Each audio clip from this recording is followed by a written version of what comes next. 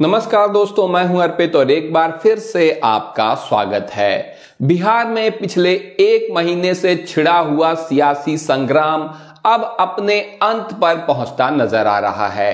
पटना और दिल्ली के बड़े बड़े राजनीतिक विश्लेषकों ने भी अब ये बात मान ली है कि अगर भाजपा जेडीयू को तोड़ने का कोई भी प्रयास यहां पर करती है तो भारतीय जनता पार्टी भी टूटेगी, क्योंकि पिछले एक महीने से जितना कुछ कहा गया है अब कुछ और कहने की गुंजाइश नहीं है।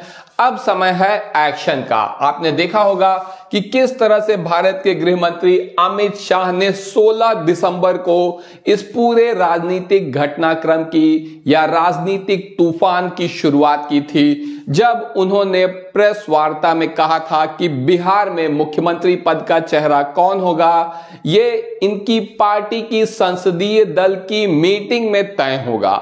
उसी वक्त से बिहार में यह संग्राम शुरू हो गया था और उसके ठीक अगले दिन अमित शाह ने एक बयान दिया था संसद भवन में, और यहां पर उन्होंने अपमानजनक टिप्पणी कर दी थी बाबा साहब भीमराव अंबेडकर को लेकर, जिसे लेकर संसद से लेकर सड़क तक संग्राम शुरू हो गया था। चारों तरफ से घिरते हुए अमित शाह ने एनडीए के सहयोगियों की एक मीटिंग बुलाई, खुद को पाक साफ बताने के लिए कि उन्होंने कुछ गलत नहीं कहा है बाबा साहब के बारे में। लेकिन उस मीटिंग में नीतीश कुमार नहीं पहुंचे थे। हालांकि नायडू यहां पर पहुंचे और अपने समर्थन की कीमत वसूली। 2 लाख करोड़ का पैकेज नीतीश कुमार की जगह चंद्रबाबू नायडू को मिला है, जहां पर कोई भी चुनाव नहीं होने हैं, दूर दूर तक 5 साल बाद चुनाव है, लेकिन समर्थन की कीमत वसूल कर ले गए। नीतीश कुमार इस मीटिंग में नहीं आए और यह बात अमित शाह को नागवार गुजरी थी। उसी समय से अमित शाह ने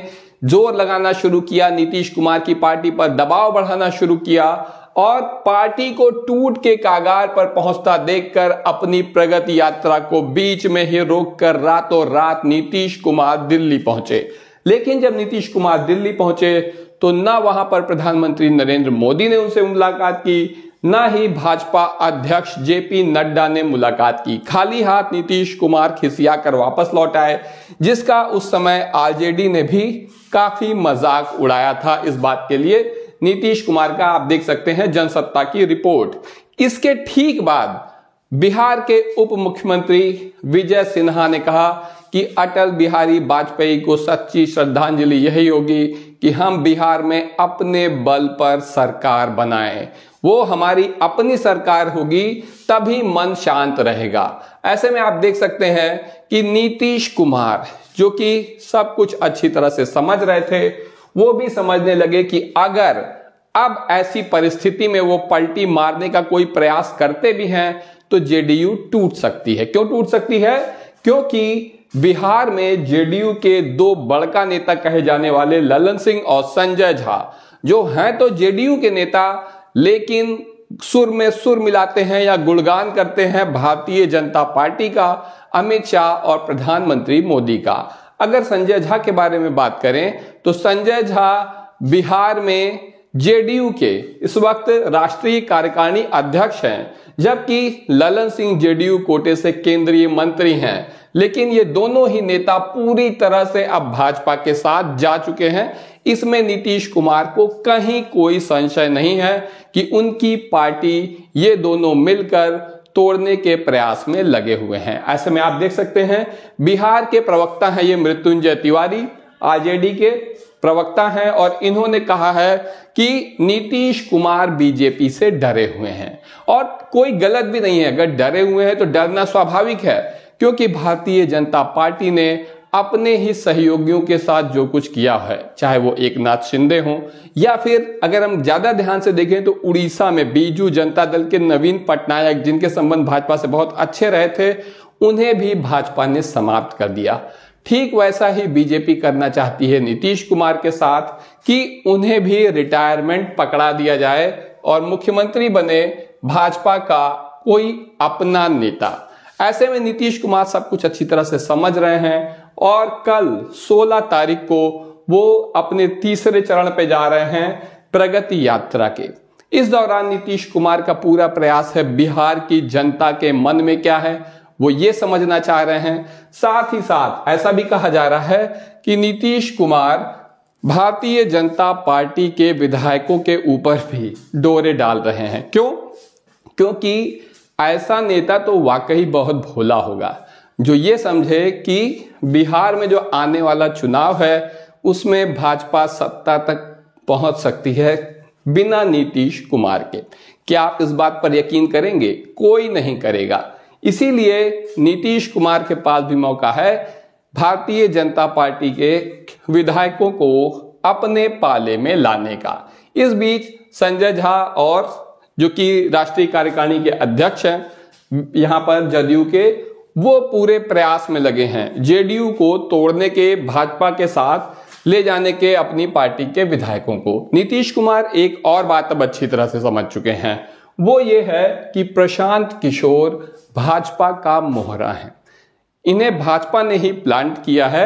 आपने देखा कि किस तरह से बिहार में बीपीएससी छात्रों का प्रदर्शन लगातार उग्र से उग्र होता चला गया और जिसको बाद में प्रशांत किशोर ने भी हाईजैक कर लिया। यहां पर इतना कुछ हुआ लेकिन भाजपा की तरफ से एक आवाज तक नहीं उठी, कुछ भी नहीं किया गया।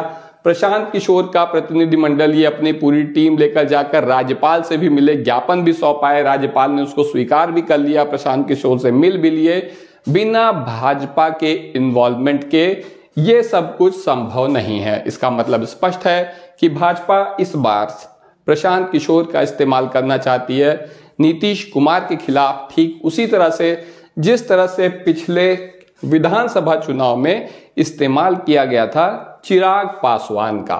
ऐसे में नीतीश कुमार जो कि बहुत बड़े राजनीति के पके हुए खिलाड़ी हैं, उन्हें कमजोर समझना मूर्खता का ही काम है। क्योंकि बिहार के बारे में कहा जाता है कि बिहार में सत्ता नहीं बल्कि विपक्ष का परिवर्तन होता है। लेकिन यह बात सच है कि सीएम नीतीश कुमार की तबीयत अब ठीक नहीं रहती है, जिससे कुछ मुश्किलें जरूर हैं। इसके पहले लालू यादव को भी स्वास्थ्य संबंधी समस्याएं हैं जिसका फायदा बिहार में भाजपा को मिल रहा है और नीतीश को भी स्वास्थ्य के ही आधार पर उनकी गतिविधियां कम होने के बाद भाजपा रिटायर करना चाहती है, अपना एक छत्र राज्य बनाना चाहती है। लेकिन एक बात जैसा मैंने आपको शुरू में ही बता दिया कि पटना से लेकर दिल्ली तक राजनीतिक विश्लेषकों का मानना है कि अगर जेडीयू टूटी तो फिर निश्चित रूप से न केवल बिहार की सरकार बल्कि केंद्र की सरकार भी अस्थिर हो जाएगी, इसमें कहीं कोई संदेह नहीं है। ऐसे में अब खरमास समाप्त हो चुका है और क्या होने वाला है बिहार में, नीतीश कुमार का अगला कदम क्या होगा, ये तो वही जानते हैं। लेकिन इस पूरे मामले में आपका क्या कहना है कमेंट सेक्शन में जरूर बताएं। अभी के लिए बस इतना ही, धन्यवाद।